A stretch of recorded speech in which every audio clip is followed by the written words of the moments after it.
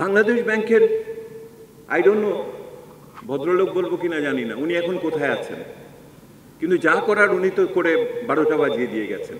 In my view, I have mention that to others in Bangladesh case, if Bangladesh has to prosper, বাংলাদেশকে যদি আগাতে হয়, তার শরীরের মানুষের মধ্যে যেরকম দুটো ফুসফুস থাকে, টু লাংস, বাংলাদেশের দুটো লাংস কি?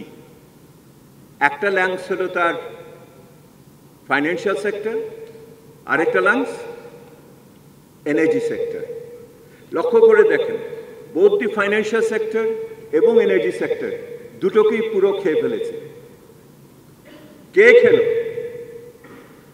এবং ভালো করে লক্ষ্য করে দেখেন, যারা ফাইন্যান্সিয়াল সেক্টর খেয়েছে তারাই কিন্তু এনার্জি সেক্টরে আছে, তারাই কিন্তু ব্যাংক লুট করেছে, তারাই কিন্তু ফাইন্যান্সিয়াল আপনার ক্যাপিটাল মার্কেট লুট করছে, তারাই কিন্তু ইলিসিট ফাইন্যান্সিয়াল ফ্লো, তারাই কিন্তু মেগা প্রজেক্টের contractor.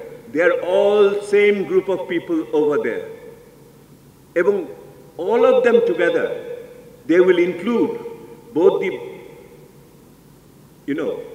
the businessmen not only, but with certain politicians and also the bureaucrats. We talk about that and we talk about this collusion. আপনারা লক্ষ্য করে দেখবেন, তাহলে ব্যাংকিং সেক্টরের মেজর প্রবলেম কোথা থেকে হলো? I see it at least in দুই লেভেলে বড় করে দেখি। একটা হলো the oversight function, আরেকটা হলো তার corporate governance in the banks. Oversight function কার দেওয়ার কথা ছিল? দেওয়ার কথা ছিল বাংলাদেশ ব্যাংকের। বাংলাদেশ ব্যাংকের আই ডোন্ট নো ভদ্রলোক বলবো কিনা জানি না, উনি এখন কোথায় আছেন, কিন্তু যা করার উনি তো করে 12টা বাজিয়ে দিয়ে গেছেন। 25 বছরের ওয়ারেন্টিযুক্ত দীর্ঘস্থায়ী দরজা প্রোটেক্টর, আধুনিক ও মজবুত দরজা। Sorry for the abusive language. দিনের বেলা বলেছি আইএমএফ করছি, রাত্রের বেলা টাকা ছাপিয়েছি। আমি একদিকে বলেছি যে রুলস করছি, অন্যদিকে আমি এক্সাম্পশন দিয়েছি বিভিন্ন কোম্পানিকে। একদিকে আমি বলছি দ্য রিজার্ভ ঠিক আছে, অন্যদিকে আসলে রিজার্ভের ওই টাকা নাই, হিসাবে গণ্ডগোল। So first and foremost issue, আমি যে বললাম না, সরকারের বিভিন্ন একটা রাষ্ট্রের বিভিন্ন যন্ত্র যদি বিকল হয়ে যায় তাহলে এজেন্সি প্রবলেম হবে না তো কি হবে?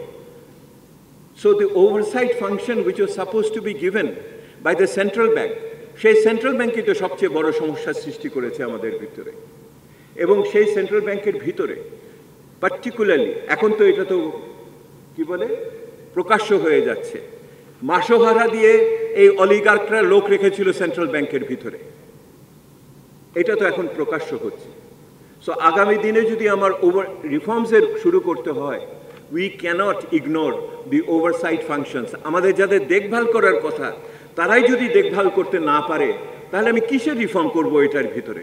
সিকিউরিটি অ্যান্ড এক্সচেঞ্জ কমিশনের কথা তো আপনারা শুনলেন, ওই গল্প আর নাই যায়। দি আদার পার্ট অফ হলো কর্পোরেট গভর্নেন্স। কর্পোরেট গভর্নেন্সের ভিতরে আপনি লক্ষ্য করে দেখেন, এক তো হলো সরকার তার নিজের লোক ওখানে বসালো, এবং যেই সমস্ত ডাইরেক্টররা, আমার সৌভাগ্য হয়েছিল 96 থেকে 2000 সালে আমি জনতা ব্যাংকের ডাইরেক্টর ছিলাম। লেট ল্যামেন্টেড কিবরিয়া সাহেব সেই সময় প্রথম সেই সময় বাইরের প্রফেশনালসদের এইখানে ডাইরেক্টর করেছিলেন, এবং সেই সময়ের পরে এরপরে যে ডাইরেক্টরগুলো হলো এরা তো ওখানে ব্যবসা করলো বসে, ইউ নো দ্যাট। ওখানে যারা দিল, এদের কিভাবে চয়েস করা হলো, কিভাবে সিদ্ধান্ত? ওই যে বললাম, যখন অলিগার কাজ করে সে সব জায়গাতে একসাথে তার অক্টোপাসের মতো সুর বিস্তার করে। ওই যে ডাইরেক্টরসগুলো দিল সরকার, ওই ফাইন্যান্স মিনিস্ট্রি থেকে দিল,